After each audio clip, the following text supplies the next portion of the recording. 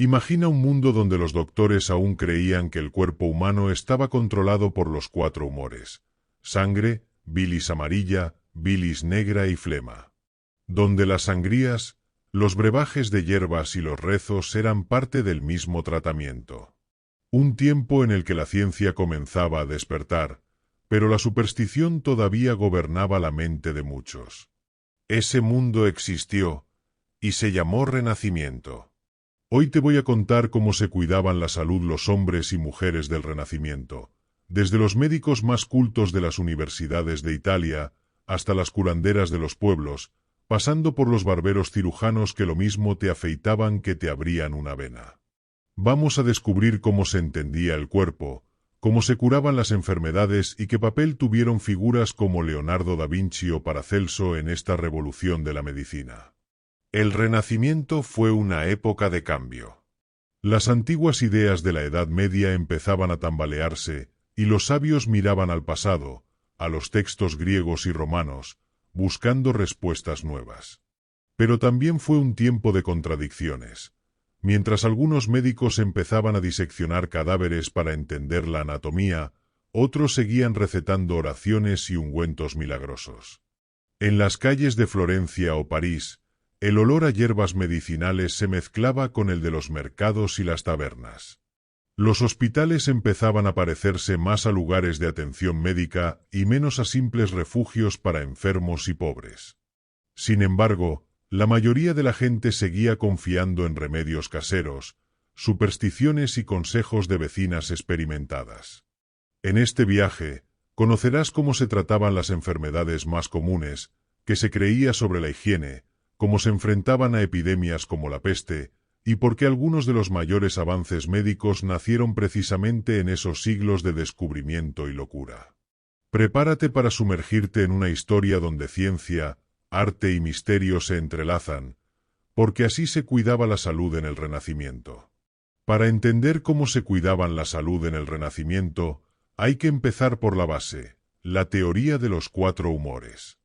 Esta idea, heredada de los médicos griegos Hipócrates y Galeno, dominó la medicina durante más de 1000 años. Se creía que el cuerpo humano estaba formado por 4 líquidos: la sangre, la flema, la bilis amarilla y la bilis negra. Cada uno representaba un elemento de la naturaleza: aire, agua, fuego y tierra, y tenía su propio temperamento. La salud, decían, era el equilibrio entre ellos. La enfermedad, su desorden. Si alguien tenía fiebre, era señal de exceso de bilis amarilla. Si estaba triste o melancólico, la culpa era de la bilis negra. El médico debía restablecer el equilibrio, y para ello usaba métodos que hoy nos parecen brutales: sangrías, purgas, vómitos y dietas restrictivas. Muchos pacientes salían peor de lo que entraban, pero en ese tiempo, el concepto de curar era más una cuestión de fe que de evidencia. Los tratamientos se acompañaban de oraciones y amuletos, porque la medicina y la religión aún caminaban de la mano. Las enfermedades eran vistas como castigos divinos o pruebas espirituales, y los médicos debían tanto sanar el cuerpo como purificar el alma. Por eso, no era raro ver a un sacerdote bendiciendo al enfermo antes de que el médico empezara su labor. Pero no todo era oscurantismo. En las universidades de Padua, Bolonia o París, los estudiosos comenzaban a mirar con curiosidad el cuerpo humano. Empezaban a dudar de las antiguas autoridades y se atrevían a abrir cadáveres para observar lo que los textos no explicaban. Fue una revolución silenciosa que cambió para siempre la forma de entender la vida. Los estudiantes de medicina asistían a las disecciones como si fueran espectáculos. Un profesor leía los textos de Galeno mientras un ayudante señalaba los órganos. Poco a poco, la observación reemplazó a la creencia. El cuerpo empezó a hablar por sí mismo. Mientras en las universidades se exploraba el interior del cuerpo humano, en las calles la medicina seguía siendo un asunto más práctico que teórico. La mayoría de la población no podía pagar a un médico formado, así que recurría a los llamados barberos cirujanos. Estos hombres eran los encargados de tareas tan variadas como extraer muelas, hacer sangrías, amputar miembros o incluso atender heridas de guerra. Su emblema era el famoso poste de rayas rojas y blancas, símbolo de sangre y vendajes, que aún se usa hoy en las barberías. El barbero cirujano era una figura respetada, aunque sin el prestigio de un médico universitario. Aprendía por experiencia, no por libros. Su consultorio podía ser una silla en plena plaza o un rincón en una taberna. Usaba cuchillos afilados, pinzas, fuego para cauterizar y vino para desinfectar. Aunque sus métodos eran rudimentarios, muchos lograban salvar vidas cuando los médicos solo ofrecían teorías. Junto a ellos estaban las comadronas y curanderas, mujeres que conocían el poder de las plantas. Preparaban ungüentos con romero, salvia o lavanda, infusiones para aliviar fiebres o dolores de parto, y cataplasmas para heridas o picaduras. Su conocimiento se transmitía de generación en generación, pero a veces era visto con sospecha. En una época donde la religión aún pesaba mucho, cualquier mujer que entendiera demasiado de hierbas podía ser acusada de brujería. Sin embargo, estas mujeres fueron las verdaderas médicas del pueblo. Sabían cómo cuidar a los recién nacidos, cómo tratar una tos o una herida, y cómo acompañar a los moribundos. Su papel fue esencial en una sociedad donde la salud dependía tanto del conocimiento popular como del científico. El Renacimiento fue también una época de intercambio. Los descubrimientos del Nuevo Mundo trajeron nuevas plantas y remedios que poco a poco se mezclaron con la medicina europea. Con el auge del comercio y los viajes, Europa empezó a descubrir nuevas sustancias curativas que transformaron la práctica médica.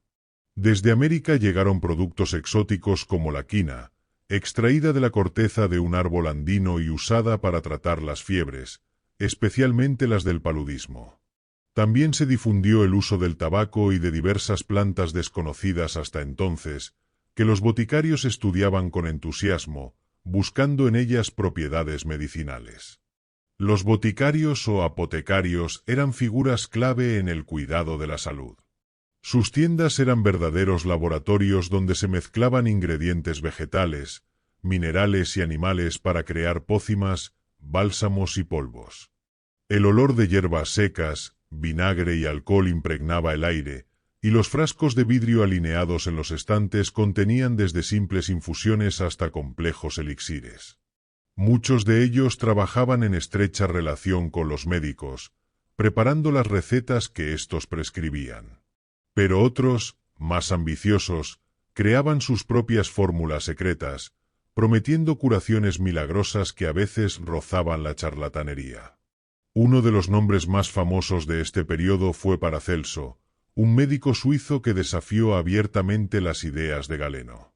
Él creía que el cuerpo humano no estaba gobernado por los humores, sino por reacciones químicas, y fue pionero en el uso de minerales y metales en los tratamientos. Su lema era claro: la dosis hace el veneno. Con esa idea, sentó las bases de la toxicología y cambió para siempre la farmacología. Mientras tanto, las universidades se dividían entre los seguidores de la tradición y los innovadores que empezaban a estudiar la naturaleza con ojos nuevos. La medicina dejaba de ser un conjunto de dogmas antiguos para transformarse lentamente en una ciencia basada en la observación y la experimentación. Pero no todo el saber médico del Renacimiento se encontraba en los libros ni en los laboratorios. La vida cotidiana también dictaba reglas de salud que todos intentaban seguir. El concepto de higiene empezaba a tomar forma, aunque muy distinto al que tenemos hoy. Se creía que los malos olores eran portadores de enfermedades, por eso la gente se preocupaba más por perfumarse que por bañarse. Los baños completos eran poco frecuentes, ya que se pensaba que el agua podía abrir los poros y dejar entrar los miasmas, esos aires corruptos que se creían responsables de las infecciones. En lugar de agua, se usaban paños húmedos con vinagre o perfumes de flores para limpiar el cuerpo. Las clases altas llevaban bolsitas aromáticas con hierbas colgando del cuello o escondidas entre la ropa, convencidas de que los buenos olores purificaban el aire y alejaban los males. En las casas se quemaban ramas de romero, incienso o enebro para desinfectar los ambientes.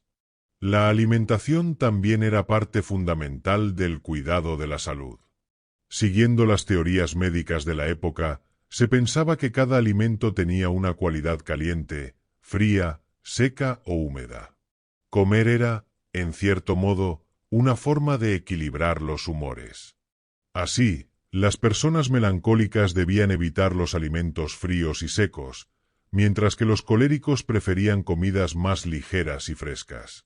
Los médicos recomendaban moderación, ni comer demasiado ni ayunar en exceso.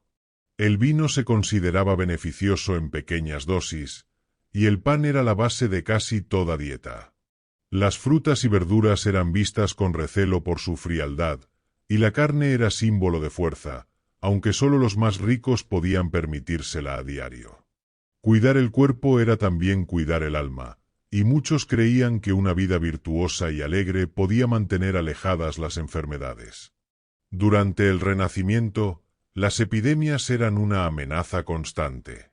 La peste negra había dejado huella profunda, y nuevas olas de contagio aparecían periódicamente. La comprensión de estas enfermedades era limitada. Se atribuían a miasmas, castigos divinos o desequilibrios de los humores. Sin embargo, las ciudades comenzaron a desarrollar medidas preventivas que marcaron un cambio importante en la historia de la salud pública. Se establecieron cuarentenas para los barcos que llegaban de puertos lejanos, y los enfermos eran aislados en hospitales o lazaretos especiales. Los médicos usaban máscaras con picos llenos de hierbas aromáticas, creyendo que los malos olores transmitían la enfermedad. Aunque hoy sabemos que esto no prevenía la infección, estas prácticas fueron los primeros intentos sistemáticos de controlar un contagio masivo. La limpieza de las calles también empezó a ser una preocupación. Se recogía la basura, se barrían los desechos y se vertían soluciones de vinagre y cal para purificar el suelo. Los ayuntamientos comenzaron a imponer reglas sobre el manejo de cadáveres y la disposición de desperdicios, reconociendo que la salud pública no dependía únicamente de la responsabilidad individual. En los hogares, el cuidado de los enfermos recaía sobre la familia, principalmente las mujeres. Preparaban infusiones, compresas y ungüentos, y se aseguraban de que los pacientes descansaran y se alimentaran según su condición. La medicina doméstica se combinaba con rituales religiosos. Se encendían velas, se recitaban oraciones y se colocaban amuletos para alejar la enfermedad. Si te está gustando este viaje por la medicina del pasado, no olvides darle like y suscribirte, porque en mi canal hay más historias fascinantes sobre cómo vivían y se cuidaban nuestros antepasados. Cada detalle revela cómo la salud siempre ha sido una mezcla de ciencia, tradición y supervivencia. Un aspecto fascinante del cuidado de la salud en el Renacimiento fue la relación entre el arte y la medicina. Los anatomistas comenzaron a colaborar con artistas para documentar el cuerpo humano con precisión. Leonardo da Vinci fue quizás el ejemplo más famoso.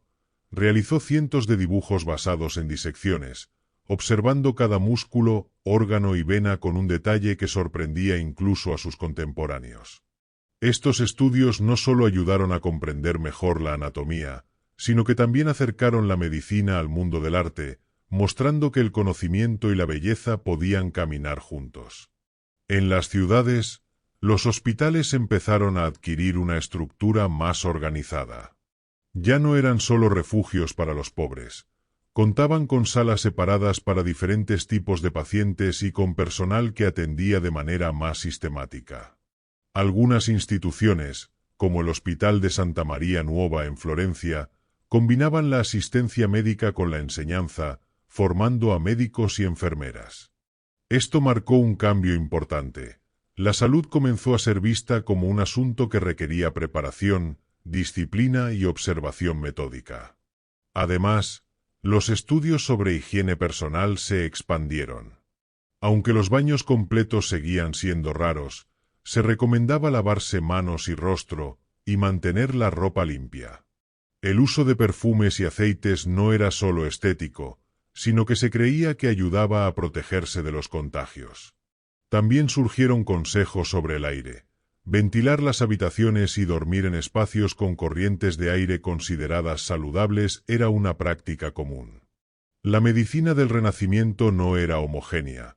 Coexistían métodos antiguos, innovaciones científicas y tradiciones populares.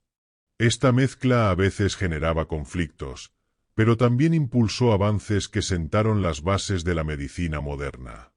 La curiosidad, la observación y la experimentación empezaron a imponerse sobre la superstición y el dogma, dejando un legado que transformaría para siempre la forma en que nos cuidamos.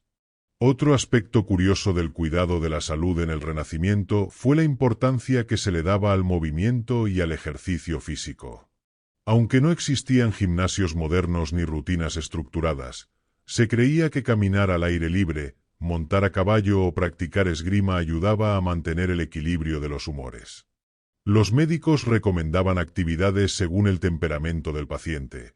Los melancólicos necesitaban ejercicio para activar la sangre, mientras que los coléricos debían moderar su energía con paseos tranquilos. La música y la danza también se consideraban terapéuticas. Se pensaba que ciertas melodías podían calmar la mente, aliviar la ansiedad y mejorar la salud general. En los salones de las casas nobles, no era raro que un médico aconsejara bailes suaves o ejercicios respiratorios como parte de un tratamiento. La salud mental empezaba a recibir atención, aunque todavía se mezclaba con creencias sobre el alma y la virtud. El sueño era otro factor clave. Se entendía que descansar lo suficiente fortalecía los humores y prevenía enfermedades. Los médicos daban instrucciones precisas sobre cómo dormir, en camas firmes, con la cabeza elevada y evitando corrientes de aire malas. Incluso la postura y la posición de la ropa de cama se consideraban importantes para conservar la salud. Las embarazadas y los niños también tenían cuidados específicos. Se preparaban dietas especiales y se aplicaban ungüentos para prevenir complicaciones durante el parto. Las comadronas eran las guardianas de estos conocimientos, combinando técnicas prácticas con rituales de protección que reflejaban la mezcla entre ciencia y tradición del Renacimiento. Estos hábitos muestran que, aunque la medicina todavía estaba llena de creencias antiguas, ya existía una conciencia creciente sobre la importancia de la prevención, el bienestar y la vida cotidiana como factores determinantes para la salud. Además de los cuidados individuales, la arquitectura y el diseño de los espacios también se vinculaban con la salud. Los jardines eran elementos esenciales tanto en residencias nobles como en hospitales. Se creía que el aire puro, el sol y la contemplación de la naturaleza fortalecían el cuerpo y el espíritu. Los médicos recomendaban paseos diarios por jardines o patios, donde se cultivaban plantas medicinales y flores aromáticas que servían tanto para preparar remedios como para purificar el ambiente. La luz natural también tenía un papel importante. Las habitaciones bien iluminadas se consideraban más saludables, y los hospitales incorporaban grandes ventanas para permitir la entrada del sol, lo que se pensaba ayudaba a prevenir infecciones y fortalecía los humores. Incluso los colores de las paredes podían influir en el ánimo y, por extensión, en la salud. Tonos cálidos y claros eran preferidos sobre los oscuros y sombríos. El agua era otro recurso valioso, no solo para beber, sino también para limpiar y aliviar dolencias. Se utilizaban baños de vapor, compresas tibias y cataplasmas húmedas, especialmente para tratar dolores musculares o inflamaciones. Los manantiales y fuentes termales se convirtieron en destinos populares para quienes buscaban curación, combinando descanso, aire puro y propiedades minerales. El Renacimiento también vio el surgimiento de libros y manuales destinados a educar al público en hábitos de salud. No todos podían acceder a médicos o boticarios, así que se escribían guías con consejos sobre alimentación, higiene, ejercicio y cuidado de los enfermos en el hogar. Estos textos reflejaban la intención de democratizar el conocimiento y transmitir la importancia del autocuidado en la vida cotidiana. El Renacimiento fue también una época de experimentación con métodos quirúrgicos más complejos. Los médicos comenzaron a documentar procedimientos y a practicar con mayor seguridad, aunque todavía sin anestesia moderna. Se realizaron operaciones para extraer piedras de la vejiga, tumores superficiales e incluso cataratas, utilizando herramientas especialmente diseñadas por cirujanos de la época. Muchos procedimientos implicaban gran riesgo, pero los avances fueron fundamentales para sentar las bases de la cirugía moderna. Algunas técnicas que hoy parecen rudimentarias eran, en su momento, innovadoras. Por ejemplo, los vendajes y la sutura con hilos de lino o seda ayudaban a cerrar heridas y prevenir infecciones. Se aplicaban ungüentos antibacterianos hechos con plantas como la centaurea o la caléndula, cuyo efecto era más preventivo que curativo, pero representaba un intento consciente de controlar la infección. La anestesia, aunque limitada, tenía formas curiosas. Se utilizaban hierbas como la mandrágora, la belladona o la amapola para inducir un sueño parcial o disminuir el dolor. Los pacientes a menudo soportaban la operación con gran valentía, mientras los cirujanos trabajaban con rapidez y precisión. También comenzaron a registrarse casos clínicos y observaciones detalladas sobre síntomas y evolución de enfermedades. Estos registros eran valiosos para otros médicos, ya que la experiencia práctica se compartía como un conocimiento acumulativo. Se trataba de sentar un método sistemático, basado en la observación constante del cuerpo humano, que marcaba la transición de la medicina tradicional a una más científica. Así, mientras la gente común seguía confiando en remedios caseros y rituales, los médicos más avanzados empezaban a construir un cuerpo de conocimientos que permitiría, siglos después, la medicina moderna que conocemos hoy. Otro elemento que influía en la salud durante el Renacimiento era la música y los sonidos ambientales.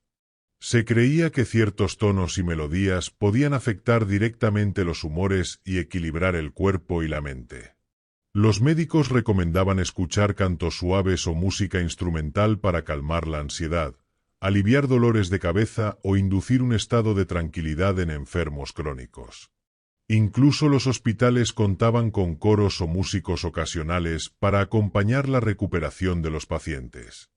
La astrología también tenía un papel inesperado en el cuidado de la salud. Los astrólogos determinaban los momentos más propicios para sangrías, cirugías o la administración de ciertos remedios, basándose en la posición de los planetas y las fases lunares. Esta práctica reflejaba cómo la ciencia y la superstición aún coexistían, y cómo los médicos buscaban cualquier ventaja para proteger y fortalecer el cuerpo humano. Las enfermedades contagiosas generaban miedo, y las estrategias preventivas incluían ropa especial, mascarillas perfumadas y la separación de enfermos. Algunas ciudades prohibían el ingreso de viajeros sin certificación de salud y establecían protocolos estrictos para quienes regresaban de zonas afectadas. Estas medidas, aunque primitivas, representaban un esfuerzo consciente por controlar la propagación de epidemias. La psicología también tenía un lugar en la medicina renacentista. Se reconocía que el ánimo del paciente podía influir en su recuperación. Por eso, se aconsejaba rodearlo de ambientes agradables, buena compañía y lectura edificante. La relación entre el cuerpo y la mente empezaba a ser considerada un factor clave en la salud, una idea que en siglos posteriores se desarrollaría de manera más científica y estructurada. Durante el Renacimiento, la atención a la salud también se extendió a la infancia de manera más sistemática. Se creía que los primeros años de vida eran determinantes para el equilibrio de los humores y el desarrollo físico. Las comadronas no solo ayudaban en los partos, sino que supervisaban la lactancia, enseñaban a preparar papillas y vigilaban el crecimiento de los niños. Se recomendaban baños suaves, masajes y el uso de hierbas específicas para fortalecer el cuerpo y prevenir enfermedades comunes de la infancia. La vacunación aún no existía, pero se practicaban inoculaciones rudimentarias. Por ejemplo, En algunos lugares se introducían pequeñas cantidades de pus de personas que habían tenido viruela, buscando inducir una forma leve de la enfermedad y generar resistencia. Era un método arriesgado, pero pionero en la prevención de contagios graves. El cuidado de la dentadura también recibía atención. Los dientes eran extraídos cuando causaban dolor y se utilizaban remedios caseros para aliviar infecciones o inflamaciones. Algunos médicos desarrollaban fórmulas a base de plantas, miel o vinagre para limpiar las encías, aunque el concepto de higiene bucal como prevención era todavía incipiente. La salud visual comenzaba a considerarse también. Se fabricaban lentes simples y se recomendaban ejercicios para fortalecer la vista. Los artesanos y escribas, que pasaban largas horas trabajando en manuscritos o pinturas, eran conscientes de la fatiga ocular y buscaban remedios caseros, como baños de agua fría o infusiones de hierbas para aliviar la tensión. Estas prácticas muestran que, incluso sin tecnología moderna, la gente del Renacimiento buscaba activamente cuidar todas las dimensiones del cuerpo, anticipando conceptos que siglos después formarían parte de la medicina preventiva y del bienestar integral. El Renacimiento también fue testigo de un creciente interés por la salud mental y emocional, aunque aún se mezclaba con creencias filosóficas y espirituales. Se pensaba que la melancolía, la ansiedad o la ira excesiva eran desequilibrios de los humores que afectaban al cuerpo. Por eso, los médicos recomendaban actividades que estimularan la mente y levantaran el ánimo: leer poesía, participar en tertulias, dibujar o incluso escribir diarios personales. El entorno social y familiar era considerado un factor de salud. La armonía en el hogar, la buena compañía y la vida comunitaria se entendían como elementos que prevenían enfermedades.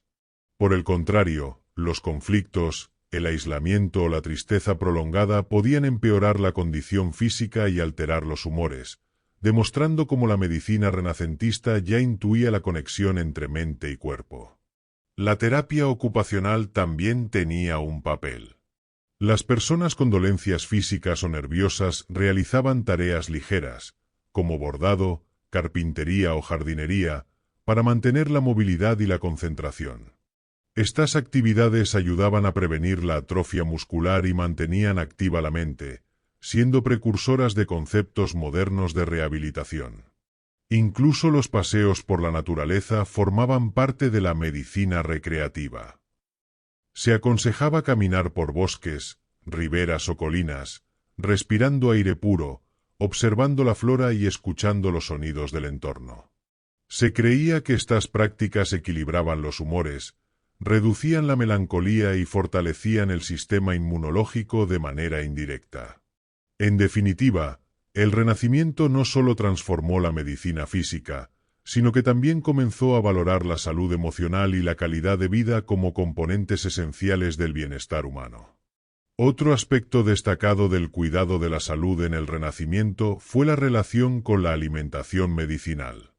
Los médicos no solo aconsejaban qué comer, sino también cómo preparar los alimentos para potenciar sus propiedades. Por ejemplo, hervir hierbas, tostar semillas o macerar raíces eran técnicas habituales para extraer compuestos beneficiosos. Cada plato se veía como un remedio potencial: sopas para fortalecer, caldos para limpiar el cuerpo y ciertos condimentos para calentar o enfriar los humores. Los condimentos exóticos, como la pimienta, la nuez moscada o el clavo, no eran solo saborizantes, se consideraban poderosos agentes terapéuticos. Se creía que ayudaban a la digestión, prevenían infecciones y equilibraban el organismo.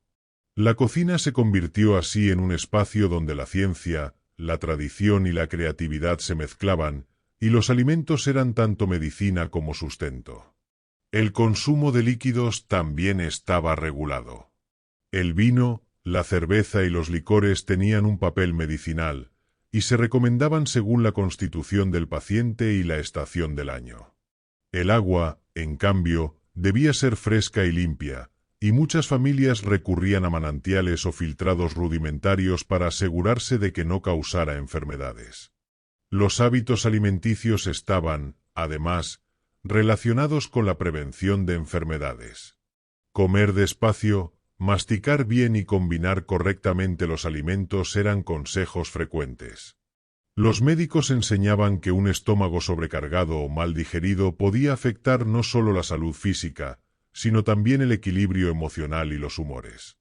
Estas prácticas muestran que, incluso sin laboratorios modernos ni estudios científicos avanzados, la alimentación se consideraba un pilar fundamental de la salud integral en la vida cotidiana del Renacimiento. Finalmente, uno de los elementos menos conocidos del cuidado de la salud en el Renacimiento era la influencia de la respiración y el aire en el bienestar. Se creía que respirar correctamente podía equilibrar los humores y fortalecer el cuerpo. Por ello, se recomendaban ejercicios de respiración al aire libre, inhalar vapores de hierbas aromáticas y evitar habitaciones cargadas o mal ventiladas. El aire de montaña, considerado más puro, era especialmente valorado para enfermos con problemas respiratorios o debilidad general. Los paseos matutinos, la exposición al sol y la combinación de actividad física con respiración profunda eran hábitos promovidos por médicos y curanderas por igual. Incluso en ciudades congestionadas, se buscaban patios, jardines y plazas abiertas como espacios para respirar aire saludable. Estos conocimientos sobre la respiración y el ambiente demostraban una comprensión intuitiva de lo que hoy llamaríamos prevención y bienestar integral. La medicina renacentista, lejos de limitarse al tratamiento de enfermedades, también proponía una vida en armonía con el entorno, el cuerpo y la mente, buscando que cada hábito cotidiano contribuyera a la salud general. Con todo esto, podemos ver que cuidar la salud en el Renacimiento era un arte que combinaba observación, tradición, curiosidad científica y respeto por la naturaleza, sentando las bases de muchos conceptos que hoy consideramos fundamentales. Y así llegamos al final de nuestro viaje por la medicina del Renacimiento, un mundo donde la ciencia, la tradición y la curiosidad humana se entrelazaban de maneras sorprendentes. Si te ha gustado este vídeo, en mi canal encontrarás muchos más relatos fascinantes sobre la vida cotidiana y la historia que no te puedes perder.